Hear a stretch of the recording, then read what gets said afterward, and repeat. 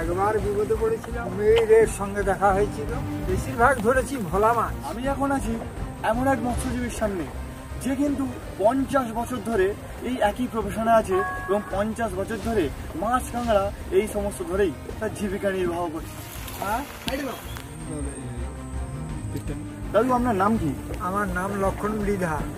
লক্ষণ মৃধা দাদুর নাম। যাই হোক, নামটা তো জেনে নিলাম। আপনি যেহেতু 50 বছর ধরে এই মাছ কাঁকড়া ধরছেন জঙ্গলে, এমন একটা এক্সপিরিয়েন্সের কথা বলুন যেখানে আপনার মনে হয়েছে না সত্যি আজ আমি বিপদে পড়ে গেছি। সামনে থেকে একটু।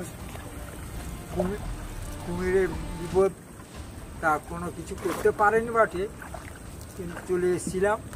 আর একবার পড়েছিলাম, বাঘ দেখেছিলাম এরকম দূর থেকে, ওই জঙ্গলের ভিতরে দাঁড়িয়ে আছে। কাছাকাছি দেখেছিলেন? কাছাকাছি। হ্যাঁ হ্যাঁ। আচ্ছা, পালিয়ে আসলাম, ভয়ে পালিয়ে আসলাম। আমি কোনো সময় খুব একটা যে বিপদে পড়েছি এটাও ঠিক না। হ্যাঁ, এটাও ঠিক না। 50 বছর ধরে কিন্তু এই একই প্রফেশনে থাকার পরেও তিনি কিন্তু বাঘ কুমির সবাইকে দেখেছেন, কিন্তু বিপদে কিন্তু পড়েননি।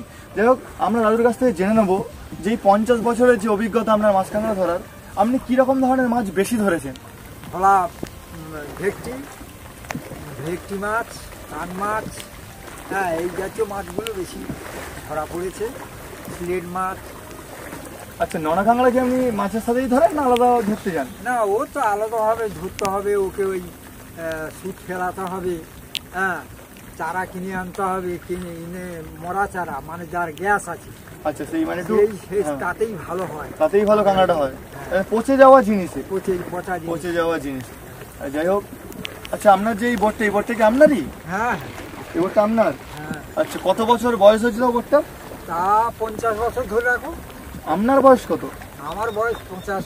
85 বছর। দেখুন, দাদুর বয়স 85 বছর, বোটটা 50 বছর ধরে দাদুর কাছে আছে। খারাপ হলে সারাই করে কারা? খারাপ হলে সারাই করে, আমি নিজেই সারাই করি। এখন বর্তমান মিস্ত্রি পাওয়া যায় না। আচ্ছা। আর সরকারকে তো অনেকবার দরখাস্ত দিলাম অনেক সুযোগ সুবিধা পাওয়ার জন্য, তারাও আমাদের উপরে ভূক্ষেপ করে না। তিনবার দিয়েছি দরখাস্ত, তা মৎস্যজীবীদের কোনো সাপোর্ট নেই সরকারি। আচ্ছা, তার মানে আপনি প্রশাসনের কাছে গেছেন যাতে বোটটা সারাই করার জন্য, কিন্তু আশ্বাস দিলেও কোনোবার কাজে কলমে কিছুই হয়নি না। আচ্ছা, যদি কেউ প্রশাসনের দেখেন এই ভিডিওটা, অবশ্যই এই দাদুকে সাহায্য করবেন, কারণ তিনি কিন্তু অনেকবারই বলছে প্রশাসনের কাছে গেছে, কিন্তু কোনোবারই কোনো সাহায্য তিনি পান। সত্যিই আমরা এখন খুব একটা সুন্দর পরিবেশের মধ্যে দিয়ে আমরা যাচ্ছি, আর যে এই দাদুর সাথে আমরা কথোপকথন করছি, সত্যি আমাদের খুবই ভালো লাগছে। আর আজ কিন্তু আমরা নদীতে এসেছিলাম কাঁকড়া ধরতে, কাঁকড়া ধরা হয়ে গেছে। আর সত্যি দাদু আমাদের এনেছিল, আমরা খুবই ভালো লাগছে যে দাদু আমাদের কোনো রকম টাকা পয়সা ছাড়াই আমাদের জঙ্গলে এনেছিল। আর পাশের যে আমরা পরিবেশটা দেখাতে বলবো, আমরা কীরকম জায়গায় আজ ইন্টারভিউ নিচ্ছি একজন মৎস্যজীবী, সত্যি যেখানে ইন্টারভিউ নেওয়া দরকার, সত্যি সেরকম একটা জায়গায় কিন্তু আজকে আমরা ইন্টারভিউ নিচ্ছি।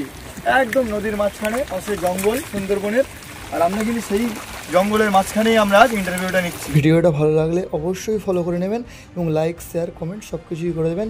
ধন্যবাদ।